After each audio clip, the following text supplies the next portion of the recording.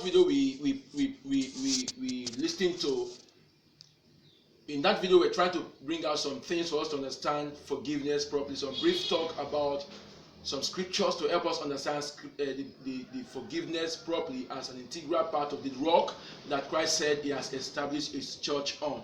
Now, I introduced to us the doctrine of theological reversibility. I said that doctrine is what the teacher's mouth sometimes use to understand the image of a scripture properly, because every scripture has its own image. And I quoted Matthew 6 verse 12 that said that we should be forgiven of our debts because we are forgiving our debtors.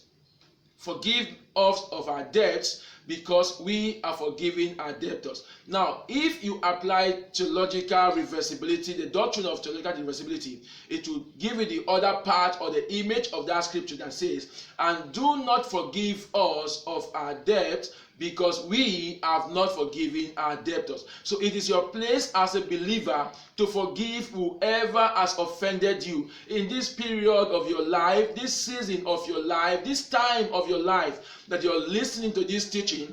It is true and certain, you cannot argue that, except you're just being dogmatic to argue this truth that Christ has passed or has laid down for the church to work with. If you don't forgive your brother, if you don't forgive your sister, if you don't forgive your father, your mother, your loved ones, and your neighbors and other people around you that have offended you, if you don't forgive them and yet you pray and speak in tongues and do all kinds of wonderful teachings in programs, in conventions, in your meetings, and you still have issues or scores with your loved ones or with your friends or with even your brethren in the same gathering that you minister to, if you cannot forgive them, believe me, all you're doing is just rubbish, because God himself will not forgive you. And if God has not forgiven you, then it is 100% certain that you will not make his kingdom, because you cannot be going to his kingdom with the load of unforgiveness.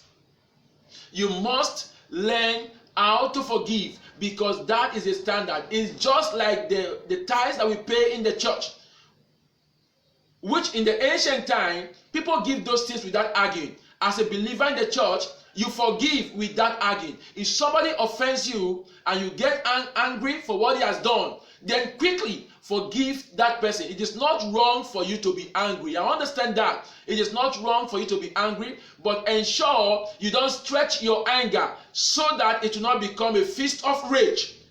If it becomes a feast of rage, it will become destructive. And when it becomes destructive, it makes anger a sin. So if your brother offends you, your sister has just offended you, it is your place to walk as a believer according to the commands of the Lord to forgive that person immediately. Forgive that person, knowing that Jesus is coming soon, and his coming might come at any time. He might come at any time you don't expect him to come. He says his coming will be like that of a thief. And if he comes in that manner, if you're still angry with your brother, you've not forgiven your brother for what he has done to you, then there are tendencies for you not to make his kingdom. The doctrine of theological reversibility. In Colossians 3 verse 13, let us quickly look at some other references. Colossians 3 verse 13, that place says that forbearing one another and forgiving one another, if any man have a quarrel against any, even as Christ forgave you, so also do ye.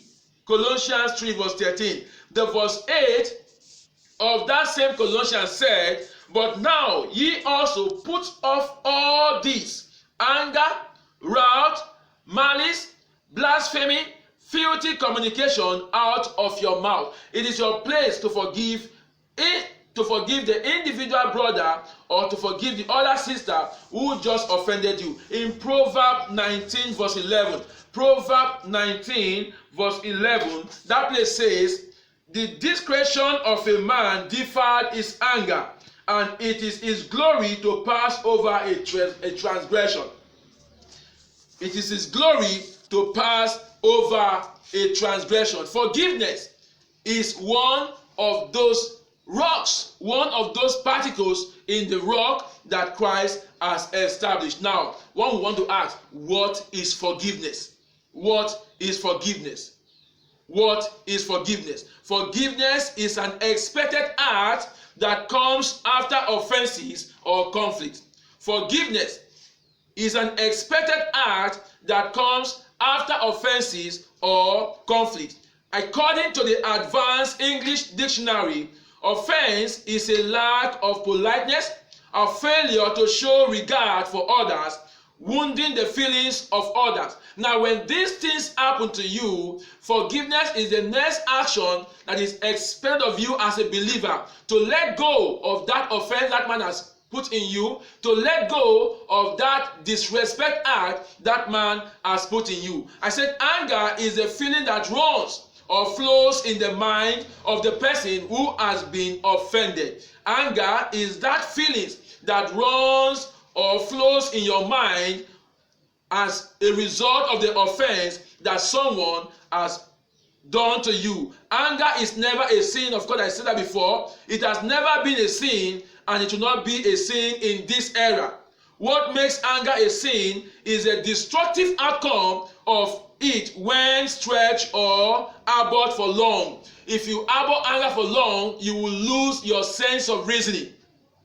Any man that keeps anger for long or that is angry when carrying out a particular action, that man does not walk in the tendency of wisdom or in the ground of wisdom. There are a lot of abilities for that man to make errors in his action because he is angry at that particular time. That is why it is advisable psychologically that once you're angry, you should relax and breathe in to see how you can control your anger. So anger is not a sin, but when it is stretched, it becomes a fist of rage, and when it becomes a fist of rage, it can become destructive. A stretched anger is what is called rage, sometimes called a fist of rage, as recorded in Ephesians 4:26-27. Ephesians 4:26-27. We can also see such displayed in James 1:19-20. James 1:19-20. Proverbs 29:11. Proverbs 29:11. You can as well also read Ecclesiastes 7:9. Ecclesiastes 7:9. Proverbs 15:1. Proverbs 15:1 and 18, and Psalm 7:11. Psalm 7:11. Forgiveness is the act of excusing a mistake or offense. Forgiveness, I said, is the act of excusing a mistake or offense. It is the outcome that is expected of you after an offense has taken place, and the church outcome that is expected of the church, what Christ expects of the church after a particular offense or a problem or a war. What Christ expects from you as a believer is to excuse that mistake, is to excuse that offense. It plays a vital aspect of our Christian life. Forgiveness plays a vital aspect of our Christian life. Offenses are excused, erased, deleted, but traces are stored in our memories. It is true. So similar occurrences could remind the victim of previous or past occurrence that you have excused this offense, you have erased this offense, does not mean that you cannot remember it when such things occur again. Sometimes you're forgiving somebody for what he has done, and that person will not repeat that same mistake. It will tell you that the man has done similar thing before. It is not wrong for you to record that. But the truth remains that we must forgive. We must excuse the offenses of our brothers. We must excuse the mistakes of our brothers. We must excuse that disrespect attitude of our brothers. As a believer, you must do that. You don't have any reason to say you will not do it. It is not on your jurisdiction to say I will not do it, or to tell Christ that I know the man I will forgive and I know the one I will not forgive. If you are a believer, then you must follow or carry every command that Christ has laid down for the church to the very last letter. Because many of us today, we are very good at practicing Judaism, but we cannot do that which Christ has asked us to do as a church. If you're a believer, Christ said you must forgive. You must forgive. The next one is this: how many times in a day can a brother offend me? How many times in a day can a brother offend me? That will be the next talk. The next talk or the next video we'll be watching will be answering that question we just asked. Thank you.